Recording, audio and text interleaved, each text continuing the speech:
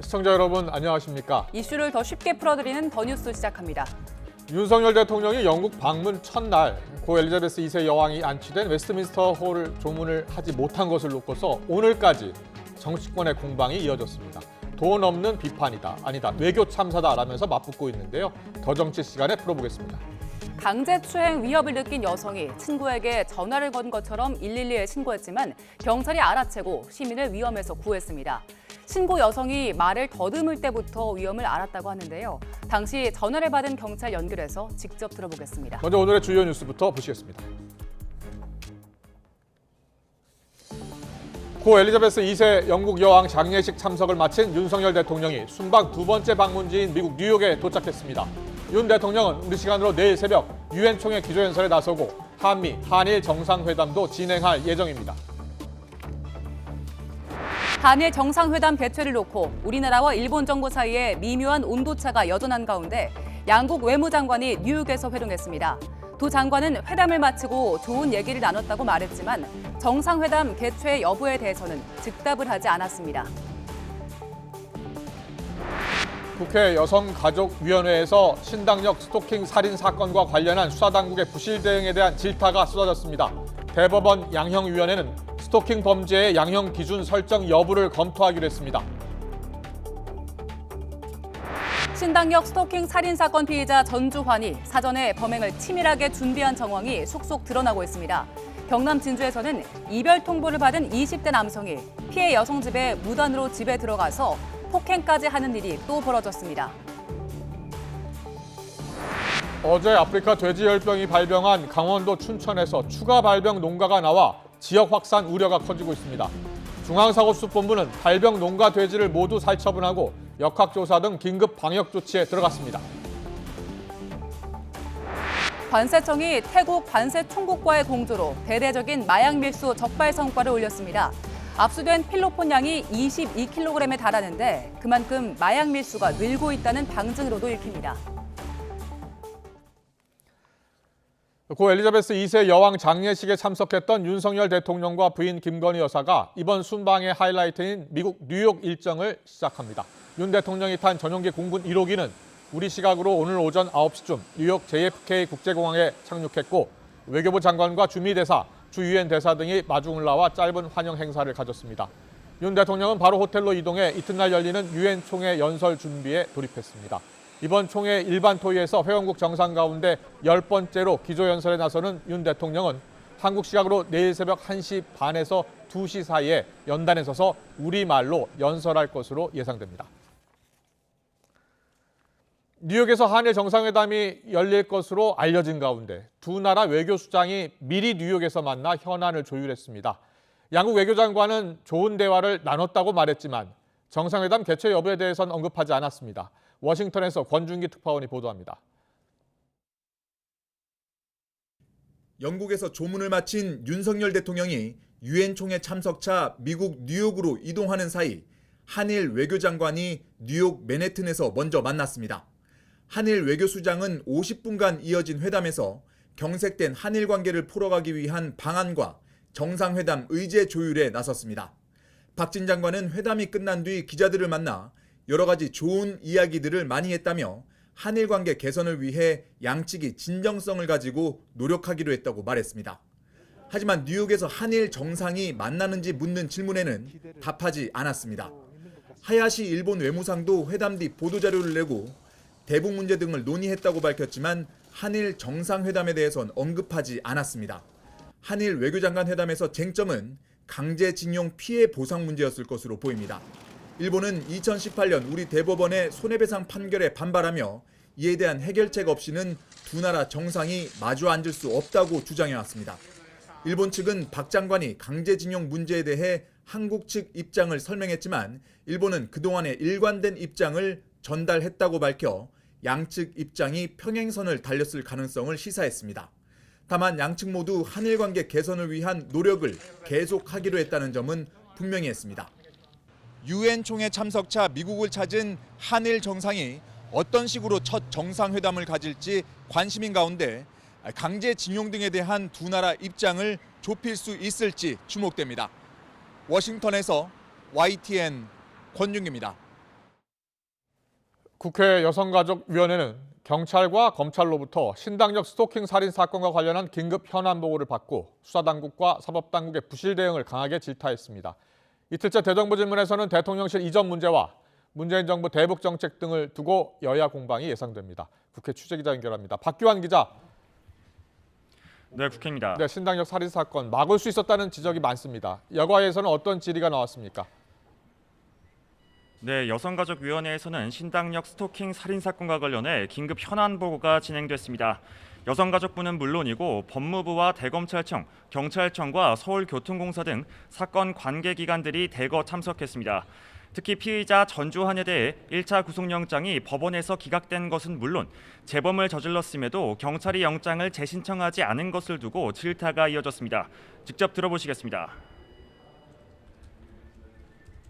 영장이 당시에 청구되지 못한 부분에 대해서 다소가 아니에요 지금 무슨 말씀하시는 거예요? 다소라뇨? 이거 그럼 앞으로 그러면 이런 사건 일어나면 영장 청구 또 안 할 겁니까? 이번 일을 반면교사 삼아서 반면교사가 아니에요 지금. 이러니 경찰청장이 지금 스토킹 범죄 피해자들이 믿고 맡길 수 있겠습니까? 여기에 서울교통공사에 대해선 직원 개인정보를 손쉽게 노출하는 등 관리가 부실했다는 지적이 잇따랐고 영장을 기각한 법원은 여가위에 출석조차 하지 않아서 위원들이 크게 반발했습니다. 또 이노공 법무부 차관은 영장을 기각한 법원 판단에 대한 의견을 묻자 스토킹 처벌법이 시행된 지 얼마 되지 않아 검사나 사법당국이 스토킹의 위중성, 위험성 인식이 낮은 것 같다고 발언했습니다. 이와 별개로 잠시 뒤 오후 2시부터는 외교통일 안보 분야 대정부 질문이 진행됩니다. 한덕수 국무총리와 권영세 통일부 장관 등이 참석하는데요. 먼저 야당은 대통령실 이전 문제와 윤석열 정부의 대중 대미 외교 등을 집중 질타하고 이에 맞서 여당은 문재인 정부 당시 어민 북송 사건 등 대북 정책 비판을 이어가면서 미국 인플레이션 감축법 대처 등에 대한 질의에 나설 방침입니다. 국민의힘에서는 주호영 원내대표가 선출되고 첫 회의가 열렸죠? 네, 주호영 원내대표는 첫 원내대책 회의를 주재하고 당내 갈등으로 뒤처진 민생 현안 챙기기에 집중해 줄 것을 강조했습니다. 주 원내대표는 여당인 국민의힘이 정기국회에서 정책 이슈를 주도하려고 했지만 당 안팎의 사정으로 이를 하지 못해 아쉽다며 국정을 주도한다는 생각으로 현안을 이끌어달라고 당부했습니다. 그러면서 윤 대통령 외교에 대한 야당의 근거 없는 비판에 대해선 예의를 지켜달라고 지적하기도 했습니다. 이어서 들어보시겠습니다. 장례식 조문하기 위해서 가 계신 대통령에 대해서 이런저런 근거 없는 비판을 하고 있어서 매우 우려스럽습니다. 외교 활동 중에라도 대한민국 전체를 대표하는 대표 선수에 대한 응원과 예의를 지켜주실 것을 부탁드립니다. 하지만 당 내홍은 잦아들지 않고 있는데요. 한 중진 의원은 YTN과의 통화에서 원내대표 투표에서 주호영 대표가 신승한 것을 두고 윤석열 대통령이 아닌 권성동 전 원내대표에 대한 반란표라고 해석했습니다. 표심에서 윤핵관을 견제하려는 심리가 드러났고 이를 극복하지 못하면 더 큰 갈등으로 번질 수 있다는 겁니다. 여기에 정진석 비상대책위원장과 유상범 의원이 이준석 전 대표의 추가 징계를 언급한 문자가 공개된 뒤 여진도 이어지고 있는데요. 유 의원은 이에 대해 오늘 아침 MBC 라디오에서 성상납 의혹이 사실로 확인돼 이 전 대표가 기소된다면 제명될 수 있다는 원론적 사실을 말한 것이라고 해명했습니다. 민주당 상황도 살펴보겠습니다. 네, 민주당은 노란봉투법과 양곡관리법 개정안 등 7대 민생법안을 이번 정기국회 안에 처리하겠다고 거듭 강조했습니다. 박홍근 원내대표는 여당의 권력 다툼과 야당 탄압을 즉각 중단하라고 주문했는데요. 먼저 들어보시겠습니다. 정기국회는 국민을 위해 국회가 본격 일해야 할 시간입니다. 당내 권력 다툼, 야당 탄압은 즉각 중단하고 국민을 위한 민생 예산과 민생 법안 처리에 적극 나서주시기 바랍니다. 이재명 대표를 제외한 민주당 차원에서는 검경 수사 규탄에 더 힘을 싣고 있습니다. 민주당 정치탄압대책위원회는 조금 전 이 대표의 성남FC 의혹 사건과 법인카드 유용 의혹 등을 수사하는 경기 남부경찰청을 방문했습니다. 민주당 정태호 의원은 박지영 청장과 면담을 마친 뒤 이재명 대표의 부인 김혜경 씨 관련 법인카드 의혹에 대해선 130여 차례 압수수색을 하면서 윤 대통령의 장모 사건에 대해선 20여 차례에 그쳤다고 지적했습니다. 그러면서 수사의 공정성과 형평성을 지켜줄 것을 당부했고 장모 최 씨의 부동산 특혜 의혹 수사를 조만간 결론 내겠다는 답변을 받았다고 말했습니다. 지금까지 국회에서 YTN 박견입니다. 여자친구로부터 이별 통보를 받은 20대 남성이 해당 여성의 집에 무단 침입해 피해자를 폭행하는 사건이 벌어졌습니다. 이 남성은 경찰로부터 스토킹 범죄에 대한 경고를 받은 직후 범행을 저지른 걸로 드러났습니다. 취재기자 연결해서 사건 내용 알아보겠습니다. 차상은 기자. 네, 전국부입니다. 이 사건이 언제 벌어졌습니까? 네, 경남 진주에서 20대 남성 A씨가 자신에게 이별을 통보한 피해자의 집을 찾아간 시각은 오늘 자정이 조금 지나서입니다. 주택 2층에 살고 있던 피해자 B씨의 집 배관을 타고 올라가 창문으로 침입했습니다. 놀란 B씨가 급히 112에 신고한 상태에서 A씨는 집 안까지 들어갔고 전화기를 뺏으려는 과정에서 피해자를 여러 차례 폭행까지 한 것으로 파악됐습니다. 침입 당시에 피해자의 전화기가 112에 연결이 된 상태였습니다. 경찰은 전화기 너머로 들려온 피해자의 비명을 듣고 긴급 상황이라고 판단해 현장으로 출동해 A씨를 체포했습니다. A씨는 피해자의 집을 찾아가기에 앞서 어젯밤 11시 10분쯤 경찰로부터 피해자를 스토킹하지 말라는 경고를 받은 것으로 드러났습니다. B씨로부터 이별 통보를 받고서도 계속 따라가며 만남을 이어가자고 요구를 했는데 B씨로부터 신고받은 경찰이 출동해서 경고 조치를 한 겁니다. 경찰이 두 사람을 분리하며 사건이 일단락되는 듯 했지만 A씨가 곧바로 B씨 집에 무단 침입하고 폭행까지 저지르는 상황으로 이어지고 말았습니다. 경찰은 체포한 A씨에 대해서 구속영장을 신청할 계획입니다. 하루 전에는 국선 변호인을 스토킹한 40대가 경찰에 붙잡혔다는데 이건 어떤 사건입니까? 그제인 지난 18일 오전 9시 반쯤에 40대 남성 C씨가 경남 진주의 한 변호사 사무실에서 스토킹과 방화 예비 혐의로 붙잡혔습니다. C씨는 해당 사무실의 여성 변호사에게 문자 메시지를 보내 자신과 만나주지 않으면 사무실에 불을 지르겠다며 협박한 것으로 드러났습니다.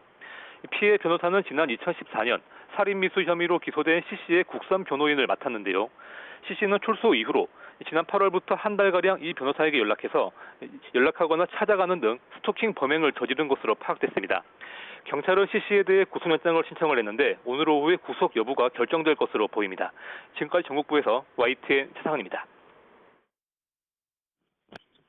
111입니다. 어디야? 신고자분 뭐 위험한 상황이에요 지금? 지난 5월 새벽 4시쯤 112로 걸려온 신고 전화입니다. 대구의 한 유흥가 골목에서 모르는 남성에게 강제추행 피해를 당한 여성의 전화였습니다. 미성년자인 이 여성은 마치 친구에게 전화하는 것처럼 경찰과 통화를 이어갔습니다. 119 안전센터 건너에서 아직 택시를 잡고 있다면서 자신의 위치를 알렸고 경찰이 자신을 빨리 알아볼 수 있도록 인상착의에 대해서도 설명합니다. 지금 저기 도로에 서 계세요? 아니? 나 아직 흰색구두 신고 있어서 발 아파. 저 옆에 누구 있습니까? 어. 남자예요? 응. 출동하겠습니다. 이후 출동한 경찰은 강제추행 피해 여성을 구하고 가해자를 검거했습니다. 여성 신고자의 침착한 대응과 경찰의 빠른 판단력 덕분에 더 큰 피해를 막을 수 있었습니다. 경찰의 기지로 감금된 피해자가 구출된 일도 있었습니다. 지난 2018년 경기 남부경찰청에 걸려온 신고 전화인데요. 당시 상황을 통화 녹음으로 들어보시죠. 경찰입니다. 무슨 일이세요? 네, 여기 그 육교 있는 근처에 있는 모텔인데요. 짜장면 집이 뭐예요? 짜장면이요? 혹시 남자친구한테 맞았어요? 네. 짜장면 집이라고 말하면서 저한테 말하시면 돼요. 장난 전화로 생각할 수 있는 신고에 당시 전화를 받은 경찰이 빠르게 상황을 판단했고 신고자가 있는 모텔 위치와 호수를 파악해서 데이트 폭력 가해자를 체포할 수 있었습니다. 두 사례 모두 통화를 하면서 피해를 막았지만 현재 상황을 말로 설명하는 것조차 어려운 위급 상황도 있겠죠. 경찰이 이런 상황에 대응할 수 있는 112 똑똑 캠페인을 시작했습니다. 먼저 112에 전화를 걸고요. 내가 지금 말을 하는 것조차 곤란한 상황이라는 걸 경찰에 알려야겠죠. 자, 이렇게 하면 됩니다. 경찰관 안내에 따라서 숫자 버튼을 똑똑하고 누르기만 하면 되는데요. 그 뒤엔 위험 신호를 알아챈 경찰의 대응이 이어집니다. 똑똑 소리를 들은 경찰은 말 없는 112 신고인지 확인한 뒤 신고자의 폰카메라로 현장을 볼 수 있는 보이는 112 문자 메시지를 보내드립니다. 접속 링크를 클릭하면 신고자의 위치 확인부터 경찰과의 비밀 채팅까지 가능하고 실시간으로 신고 현장을 보며 정확한 초동 조치를 할 수 있습니다. 네, 흰색 구두를 신어서 발이 아프다는 한 여성의 신고 전화에 바로 위험을 알아채고 출동해서 강제추행범을 검거한 사건 어떻게 들으셨습니까? 네, 흰색 구두에 해당 신고 전화를 직접 받았던 경찰 연결해서 이야기 나눠보겠습니다. 정주희 대구경찰청 112 치안종합상황실 경위 전화로 연결되어 있습니다. 경위님 나와 계시죠? 예, 안녕하세요. 네, 안녕하세요. 경위님. 예. 네, 참 차분하게 잘 대응해 주셨습니다. 감사합니다. 전화 받았을 때 바로 이게 좀 위험 신호다라고 알아채셨다고요? 예, 예. 예. 어떤 부분에서 알아채셨습니까? 그 새벽 시간대에 네. 신고자분이 전화가 오셔가지고 바로 이제 반말을 하시면서 어디야 이렇게 친구라고 친구처럼 이렇게 대화하는 것처럼 말을 이제 더듬거리는 부분에서 바로 위험 상황임을 느꼈습니다. 네. 전화를 받자마자 아셨다는 거죠? 예, 그 지역 자체가 워낙에 범죄 다발 지역이었고요. 예. 그리고 여성들의 성범죄가 빈번한 지역이기 때문에 항상 저희들 접수요원들은 항상 그렇게 준비를 하고 대응을 하고 있습니다. 그렇군요. 그 신고 전화를 받으면요, 네. 그 위치가 어디 있는지 확인할 수가 있습니까? 여성분들께서 이렇게 아무 말 없이 가만히 계시거나 하면 주변에 그러니까 악소리가 난다든지 그런 위험 상황이 있으면 예. 저희들이 바로 위치 추적을 하게 되거든요. 예, 예. 위치 추적을 하면 바로 알 수가 있는 거고요. 예, 반경 150m 이내 기지국이 있는 데서는 거의 정확하게 확인할 수 있습니다. 네. 신고 전화 받고 나서 바로 출동하겠다라고 말씀하셨는데 가보니까 현장 네. 어떤 상황이었습니까? 저희들은 접수를 받고 바로 현장 경찰관들한테 지령을 내렸고요. 예. 현장 경찰관들이 갔을 때는 주차된 차량 뒤에서 가해 남성이 그 여성을 이렇게 앉혀가지고 숨어 있었던 상황이었던 걸로 알고 있습니다. 그랬군요. 예. 네네. 앞서 엄지민 앵커가 이제 짧게 상황 녹취를 소개해줬는데 알려진 네. 내용 외에도요, 좀 더 대화를 나누는 그런 녹취가 있어서 좀 듣고서 더 이야기를 좀 나눠보겠습니다. 좀 들려주시죠. 옆에 남자가 해코지합니까 지금? 어떤 상황이에요? 경찰입니다. 술 안 먹었는데. 네, 이제 술이 취하지 않은 상태다. 자, 그렇다면 왜 술을 마시지 않았을까? 그리고 이 신고 상황에 대해서 믿어달라. 이런 의미로 좀 받아들이셨겠네요? 네네. 예, 장난 전화가 절대 아니다. 예. 당시에 상황을 예, 말씀하시죠. 예. 신고자가 신고 특히 후반부에 자신이 아직 택시 승강장 근처에 있으면서 이제 무엇을 입었는지는 길게 말을 못하니까 흰색 구두를 신고 있었다고 자신을 특정하기 위해서 흰색 구두를 이야기하면서 자신을 좀 도와달라고 그렇게 말씀하신 것 같습니다. 예. 네. 앞서 경위님께서 전화를 받자마자 이게 위험한 전화라는 걸 아셨다고 하셨는데 이게 네네. 통상적인 신고 전화와는 조금 다른 점이 있었습니까? 많이 저희들 비유형 신고라고 해가지고요. 예. 그렇게 악소리가 나거나 아무런 말 없이 전화를 끊거나 이런 경우는 저희들은 바로 이렇게 직감을 하고 그렇게 대응하도록 되어 있습니다. 네. 예. 알겠습니다. 흰색 구두를 신고 있어서 발이 아프다라는 부분이 있지 않습니까? 이게 예. 위험 신호였다는 것을 이제 간파하셨다고 하셨는데 이게 은어일 가능성도 있을까요? 저희들 은어는 아니고요. 예. 신고자분이 보통 이제 특이한 구두 색깔이니까 자기가 신고 있으니까 자기를 빨리 알아차려 달라. 그런 신호를 저희들한테 보낸 것 같습니다. 예. 그리고 비슷한 사례를 하나 더 짚어보자면 지난해 짜장면이 먹고 싶다라고 경찰에 전화가 걸려왔는데 이게 4번 정도 걸려왔더라고요. 그때 경찰이 아빠인 척하면서 당시 신고 전화가 걸려온 모텔로 찾아가서 검거한 일도 있었죠. 예, 그 경기 남부천에서 발생한 사건으로 알고 있는데요. 그 데이트 폭력으로 아니면 강간 피해를 입은 여성이 자신의 그 위치를 그 112에다 신고를 하면은 그 상대 남성이 이제 알 수 있을까 싶어서 바로 그 중국집에 전화하는 것처럼 해가지고 신고를 해서 도움을 받은 걸로 알고 있습니다. 그렇군요. 예. 사실 그런데 그 지금 어떤 피해를 당하고 있는지 그리고 또 그 위치가 어딘지 설명하기 어려운 상황도 있을 수 있잖아요.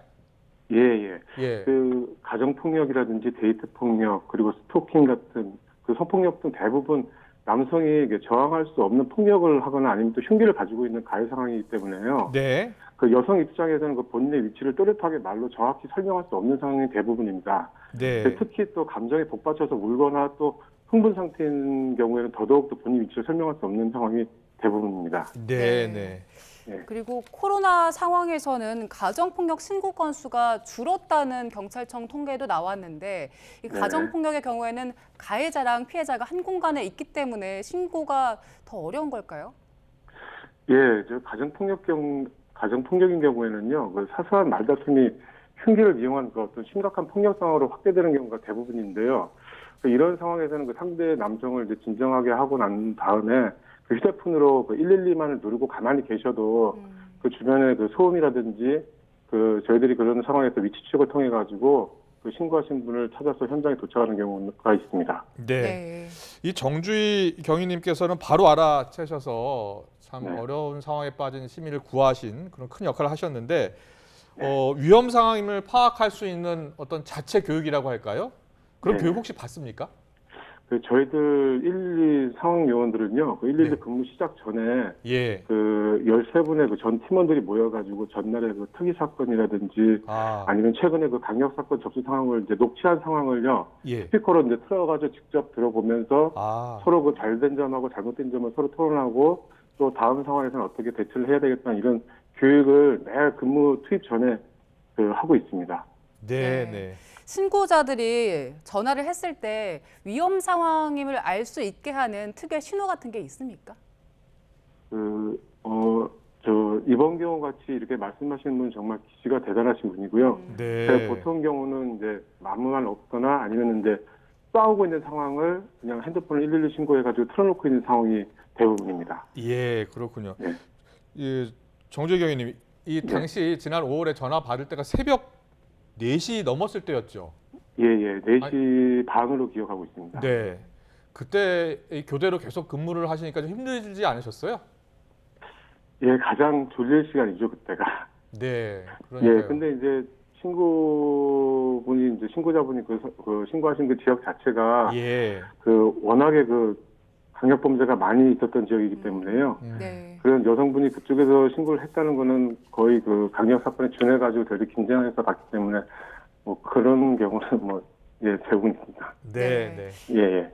이렇게 진짜 위험한 전화를 받았을 때 알아채는 것도 중요한데 사실 장난 전화도 상당히 많이 오잖아요. 이 장난 전화인지 아닌지는 어떤 식으로 판단을 합니까?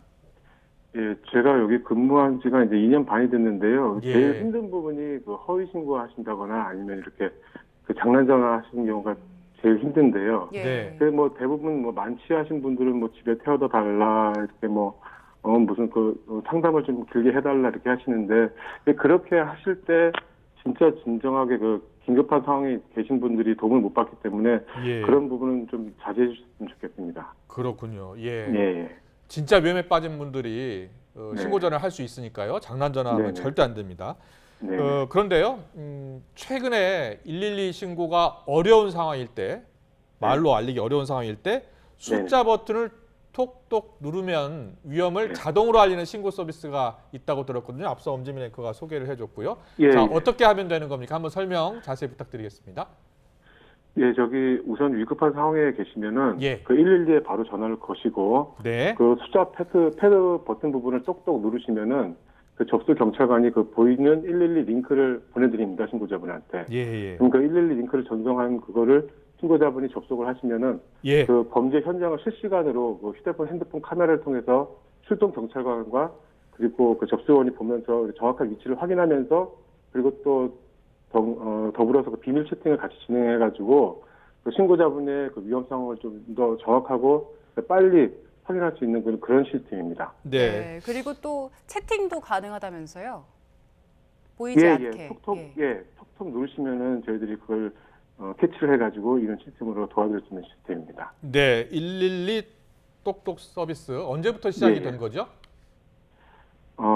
시작한 지는 저번 주 얼마 되지는 않았습니다. 예. 서비스는 이번 같은 경우에는 이제 경위님께서 기지를 발휘하시고 빠르게 판단했기 때문에 가능했었는데 피해자들도 굉장히 차분하게 자기의 상황을 전할 수 있어야 되잖아요. 시민이 위협한 상황에 놓였을 때 당황하지 않고 꼭 알려줘야 할 부분이 어떤 게 있을까요?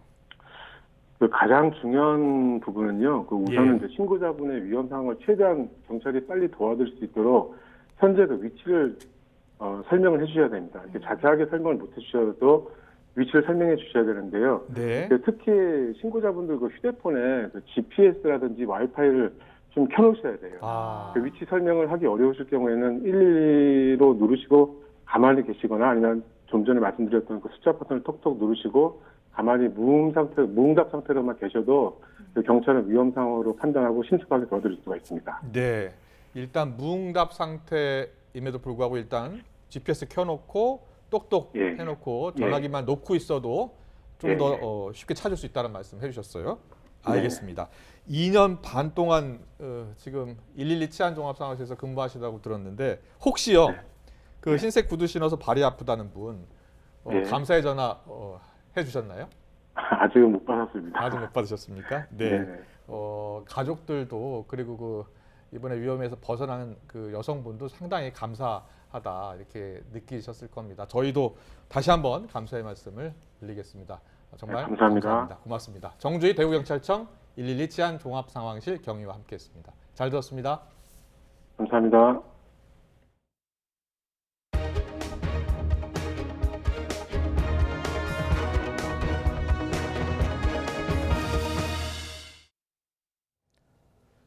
관세청이 태국 측과 사이렌이란 작전명으로 합동 마약 밀수 단속 작전을 펼쳐서 대대적인 성과를 올렸습니다. 실시간으로 정보를 공유하며 사이렌을 울리면 바로 출동하는 공조가 이루어진 덕분이었습니다. 취재기자 연결해서 자세한 내용 알아보겠습니다. 이승윤 기자. 네, 경제부입니다. 네, 태국 현지에서 마약이 들어오는 걸 실시간으로 정보를 공유해서 잡아냈다고요? 네, 그렇습니다. 마치 드라마처럼 한국관세청과 태국관세총국이 사이렌이란 작전명으로 합동 마약 밀수 단속 작전을 펼쳤습니다. 태국 측이 적발한 마약 밀수 사건에 한국인 2명이 연루됐다는 정보를 받아서 한국관세청이 먼저 1명을 체포했고 다른 1명은 태국 수완나폼 공항에서 잡았는데 한국으로 가는 여행 가방 등받이 부분에서 필로폰 1325g이 나왔습니다. 다른 사례도 있습니다. 원통형 의자에 마약을 숨긴다는 이 현지 정보를 태국에서 전달받은 덕분에 인천공항에서 국제우편으로 도착한 필로폰 1875g을 적발한 겁니다. 태국에 파견된 한국 관세청 직원의 의구심이 성과로 이어진 경우도 있었습니다. 쉽게 구할 수 있는 초콜릿 제품을 한국으로 굳이 보내는 걸 의심해서 태국 공항에서 국제우편물을 열어보니 필로폰과 카페인을 혼합한 마약류 야바가 약 2만 정 들어있었습니다. 역시 한국관세청 직원이 흔한 커피 믹스를 한국에 보내는 걸 수상히 여겨서 태국 공항에서 열어보니까 필로폰 53g이 나온 사례도 있었습니다. 최근 태국 등 이 동남아에서 필로폰 밀수가 급증하자 관세청이 외국인 마약 사범의 38%를 차지한 태국 현지로 가서 마약 밀수 원천 봉쇄에 나선 겁니다. 우리 관세청에서 태국에 정보요원 7명을 보내고 태국 공항 등에 한국과 태국의 정보요원을 2명씩 합동근무를 시킨 결과 4개월 동안 평소 검거량의 3배에 달하는 불법 마약류 35건, 필로폰 22kg, 야바 29만 정을 적발했습니다. 무려 392만 명이 동시에 투약할 수 있고 23만 명을 중독시킬 수 있는 엄청난 양입니다. 관세청은 앞으로 태국 외에도 마약류 주요 공급 지역에 있는 국가들과 양자간 합동 단속을 확대한다는 계획입니다. 지금까지 경제부에서 YTN 이승윤입니다. 신당역 스토킹 살인 사건을 계기로 젠더 폭력 범죄에 대한 대응 체계를 재점검해야 한다는 목소리가 커지고 있습니다. 사건 현장에서는 애도의 물결이 이어지는 가운데 이번 사건이 여성 혐오 범죄가 아니라고 말한 김현숙 여성가족부 장관에 대한 비판도 나옵니다. 현장에 취재기자 나가 있습니다. 윤성훈 기자. 네, 서울 신당역 추모 공간에 나와 있습니다. 네, 신당역에서는 오늘도 추모의 발길이 이어지고 있다고요? 네, 신당역 영무원이 살해당한 여자 화장실 앞에는 추모 공간이 마련돼 있습니다. 보시는 것처럼 벽 한쪽 면에는 메모가 가득 붙어 있는데요. 시민들은 이곳을 찾아 고인의 명복을 비는 글을 남기며 애도했습니다.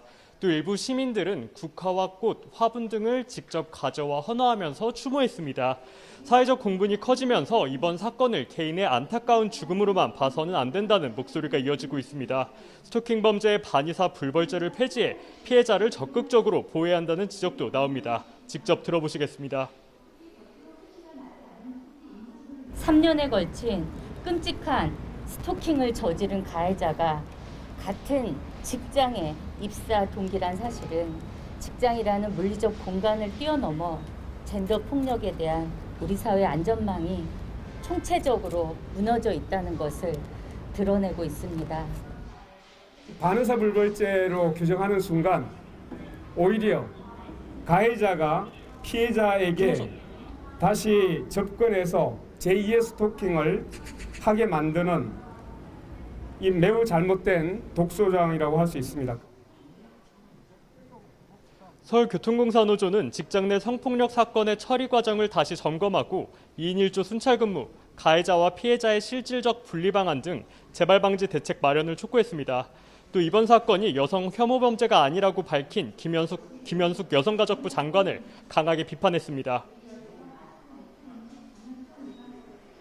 여가부 장관님이 말씀해 주신 발언은 주무장관으로서 매우 저희는 부적절하다고 생각하고 있습니다. 이 사건은 명백하게 직장 내 성폭력 사건이고요. 스토킹 사건인 것이 객관적인 사실입니다. 노조는 오는 30일까지를 피해자 추모 기간으로 지정하고 제도 개선을 위해 사측과 특별 단체 교섭에서도 나설 방침입니다. 지금까지 서울 신당역 추모 공간에서 YTN 윤성훈입니다. 신당역 스토킹 살인 사건의 피해자 전주환의 계획 범행 정황이 속속 밝혀지고 있습니다. YTN 취재 결과 전주환은 지난달 피해자를 불법 촬영한 혐의 등으로 검찰로부터 징역 9년을 구형받자 처음 범행을 결심했던 걸로 시인한 걸로 드러났습니다. 취재기자 연결해서 자세히 알아봅니다. 정인용 기자. 네, 사회일보입니다. 전주환이 이미 오래전부터 피해자를 해치기로 마음먹은 정황이 드러났다고요?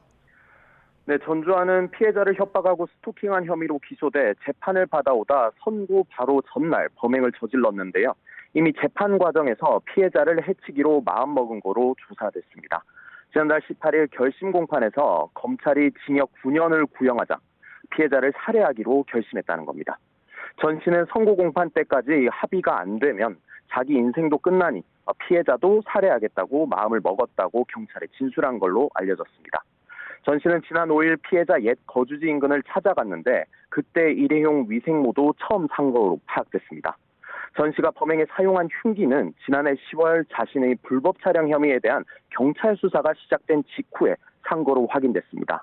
본인은 당시 극단적 선택을 하려고 사서 쓰지 않고 보관해 두다가 범행 때 사용했다고 진술한 거로 알려졌습니다. 전 씨는 지난 5일부터 범행을 벌인 14일까지 구산역을 여러 번 방문한 걸로 확인됐는데요. 내부망을 통해 피해자의 거주지를 확인하고 구산역을 찾아갔지만 피해자가 나타나지 않자 구산역에서 근무 정보를 알아낸 뒤 신당역에서 범행을 저지른 걸로 드러났습니다. 경찰은 이르면 내일 전주환을 검찰에 넘길 예정인 가운데 그때 실제 모습도 언론에 공개될 전망입니다. 지금까지 사회일부에서 전해드렸습니다. 아프리카 돼지열병이 발생한 강원도 춘천 돼지농장의 인근 농장에서도 돼지열병이 추가로 발생했습니다. 중앙사고수본부는 아프리카 돼지열병이 최초로 발생한 춘천 돼지농장의 반경 10km 이내 모든 농장을 대상으로 정밀 검사를 하던 중에 5.3km 거리에 있는 농장에서 어제 돼지열병이 추가로 확인됐다고 밝혔습니다. 추가로 돼지열병이 발생한 농장은 돼지 약 6,500여 마리를 사육하고 있는 것으로 파악됐습니다. 방역당국은 코로나19 재유행이 안정세에 접어든 것으로 보고 실외 마스크와 관련해서 남아있는 조치를 모두 해제하는 방안을 검토하고 있습니다. 박혜경 방대본 방역지원단장은 오미크론 하위 변이로 인한 재유행이 정점을 지났고 감염 재생산 지수도 안정세를 유지해서 마스크 착용 의무 조정 필요성에 대한 검토가 진행 중이라고 말했습니다. 특히 실외는 상대적으로 감염 위험이 낮아서 가장 먼저 검토해 볼 수 있는 상황이라며 독감 유행 상황 등을 보고 조정 필요성과 단계를 검토해 나갈 예정이라고 밝혔습니다. 방역당국이 올해 독감 유행주의보를 발령한 가운데 인플루엔자 무료 예방접종이 내일부터 순차적으로 시행됩니다. 내일부터는 생후 6개월에서 만 9세 미만의 2회 접종 대상 어린이가, 다음 달 5일부터는 1회 접종 대상인 생후 6개월에서 만 13세 어린이와 임신부가 무료 접종을 시작합니다. 접종은 주소지와 관계없이 전국의 지정 위탁 의료기관이나 보건소에서 받을 수 있고 접종 대상 확인을 위해 신분증이 필요합니다. 미국 에미상 수상 뒤 토론토 국제영화제에 참석하고 지난 18일 귀국한 배우 이정재 씨가 코로나에 확진됐습니다. 소속사 아티스트 컴퍼니는 이정재 씨가 귀국 뒤 진행한 PCR 검사에서 코로나19 확진 판정을 받았다며 모든 일정을 중단하고 방역당국 지침에 따라 자가격리 중이라고 밝혔습니다.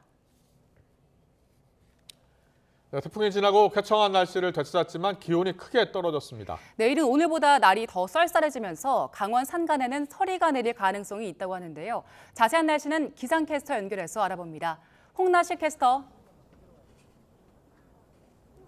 네, 홍나실입니다. 네, 오늘은 선선한 가을 날씨가 느껴지던데요. 네, 그렇습니다. 쾌청한 하늘에 선선한 바람까지 완연한 가을 날씨가 찾아왔습니다. 한동안 늦더위가 기승을 부리더니 언제 그랬냐 하는 듯 날이 선선해졌는데요. 현재 서울 기온은 23.4도로 어제 같은 시각보다 6도가량 낮습니다. 하지만 해가 지고 나면 기온이 빠르게 떨어지겠고요. 내일 아침은 오늘보다 날이 더 쌀쌀해질 것으로 보입니다. 면역력이 떨어지기 쉬운 만큼 건강관리에 각별히 신경 써주시기 바랍니다.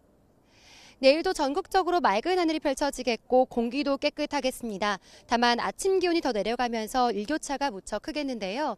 내일 아침 기온은 서울 14도, 대전 13도, 광주는 15도로 오늘보다 2에서 5도가량 낮겠고요. 강원 산간은 기온이 5도까지 떨어지면서 서리가 내릴 가능성이 있습니다. 낮 동안에는 기온이 10도 이상 크게 오르겠습니다. 내일 서울 낮 기온 25도, 대전과 대구는 24도로 오늘과 비슷하거나 조금 높아서 선선하겠습니다. 한 주간 대체로 맑고 예년보다 선선한 가을 날씨가 이어지겠고요. 금요일 오전 한때 수도권 지역에는 비가 조금 내릴 전망입니다. 당분간 맑은 하늘이 펼쳐지면서 전국적으로 볕이 강하게 내리쬐겠습니다. 내일도 전국의 자외선 지수가 높음에서 매우 높음 수준까지 오를 것으로 보이니까요. 자외선 차단제를 꼼꼼하게 발라주시는 등 차단에 신경 써주시기 바랍니다. 지금까지 YTN 홍나실입니다.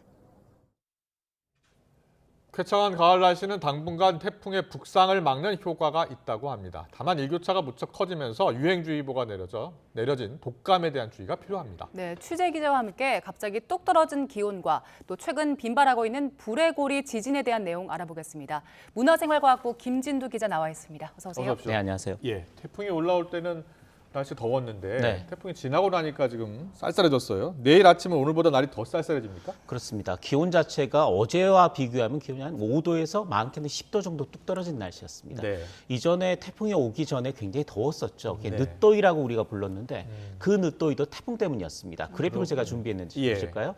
태풍이 일본 쪽으로 올라왔지 않습니까? 그렇게 되면 태풍은 반시 방향으로 바람이 불기 때문에 뜨거운 수증기 바람이 우리나라 동풍 형태로 우리나라에 들어옵니다. 예. 근데 태백산맥을 넘으면서 이 공기는 더 뜨거워집니다.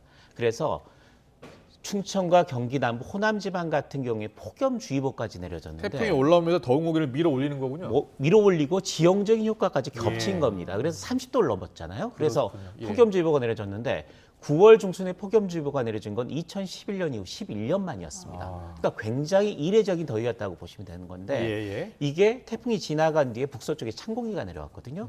이 찬 공기가 내려오면 하늘이 맑게 깁니다. 네. 기온도 뚝 떨어지게 됩니다. 지금 같은 날씨네요. 그렇죠. 예. 그렇게 돼서 완벽한 예년의 가을 날씨를 되찾은 형태가 지금 상황입니다. 네.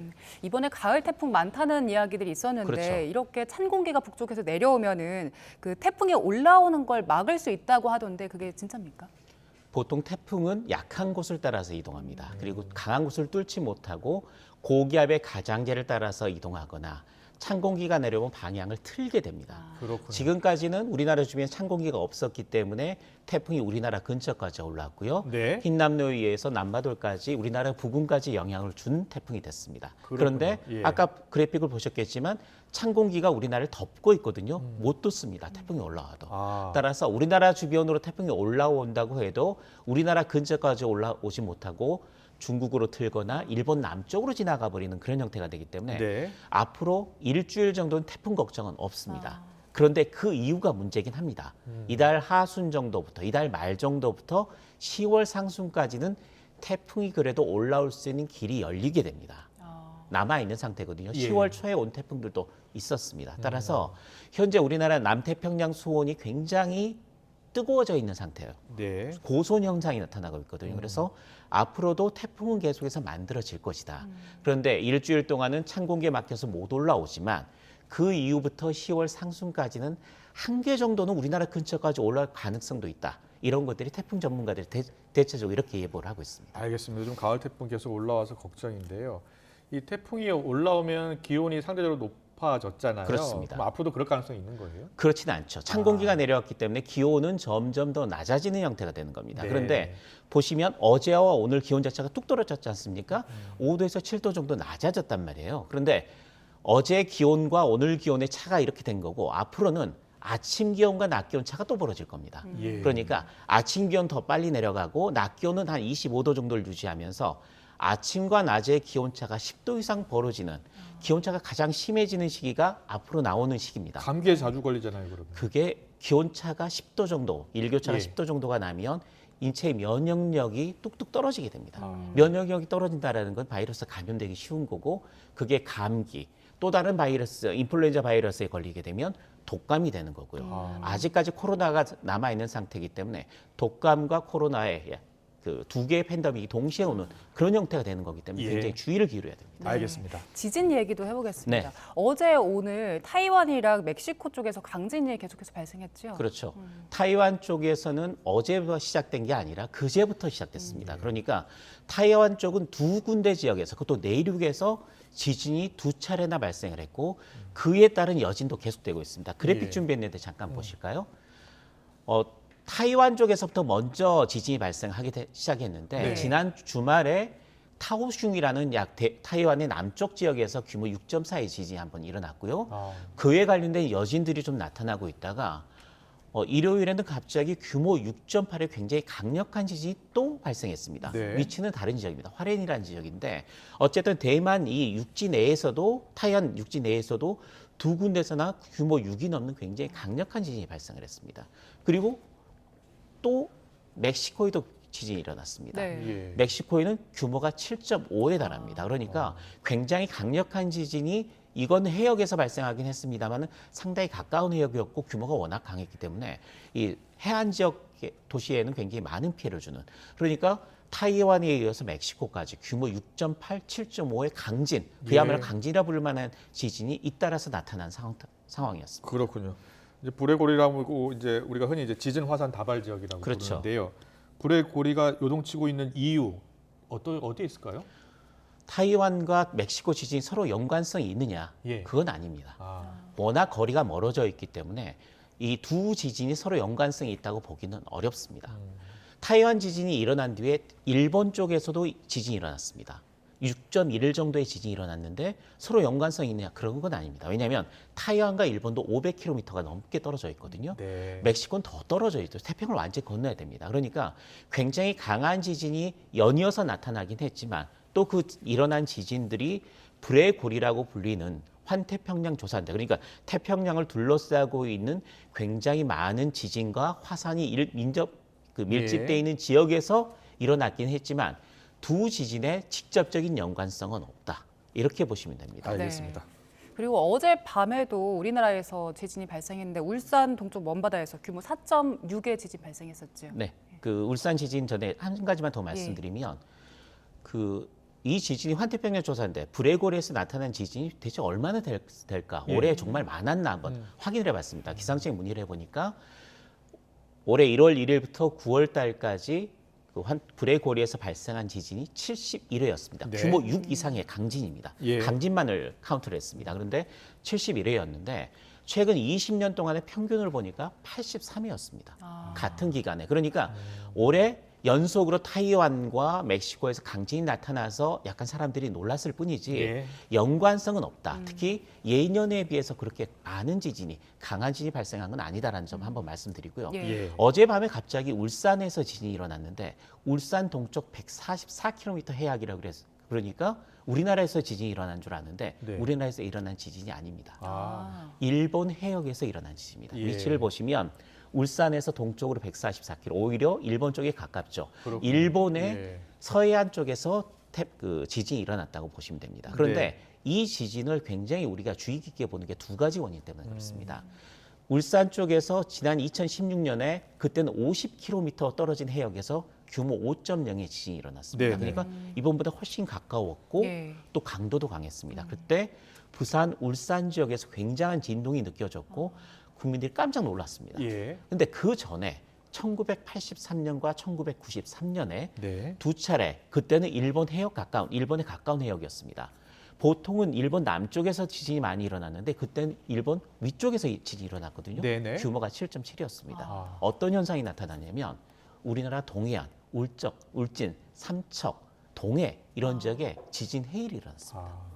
1983년에 일어난 지진의 해일로는 3명이 숨졌고요. 예. 1993년에는 동해안에도 지진 해일이 일어날 수 있구나라는 걸 알았기 때문에 네. 미리 정보를 주어서 사람이 죽진 않았습니다. 네. 그렇지만 많은 재산 피해가 났거든요. 따라서 우리나라 동해 쪽에 인근한 지역에서 나타난 지진 같은 경우에는 언제든 지진 해일 피해를 동해안 지역에 줄 수 있기 때문에 네. 그것 때문에 굉장히 관심을 갖고 주의를 기울여야 된다는 이유가 여기에 있습니다. 알겠습니다. 오늘 말씀 잘 들었습니다. 문화생활과학부 김진두 기자와 함께 알아봤습니다. 잘 들었습니다.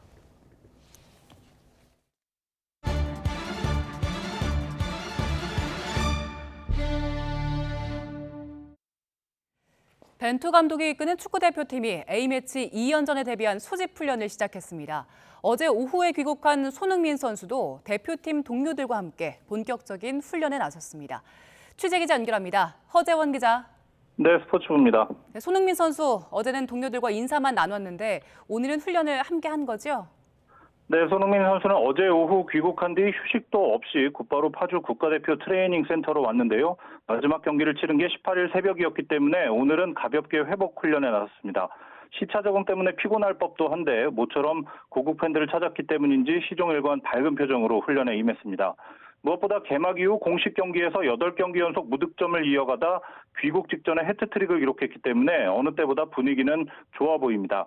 어제 첫날 훈련에 함께하지 못했던 유럽파 중에 오늘 오전 훈련에는 손흥민과 이강인 선수만 합류했고 나머지 김민재, 황의조, 황인범, 정우영은 오후 훈련에 나와서 가볍게 컨디션 조절만 할 것으로 보입니다. 어제 소집 훈련에 앞서 벤투 감독은 이번 두 경기를 예전과 비교하면 조금 다른 모습으로 치르겠다고 밝혔는데요. 오늘과 내일 훈련을 통해서 이번 평가전에 대비한 전술 전략을 가다듬을 것으로 보입니다. 축구대표팀은 오는 23일 코스타리카, 27일 카메룬과 두 차례 평가전을 갖습니다.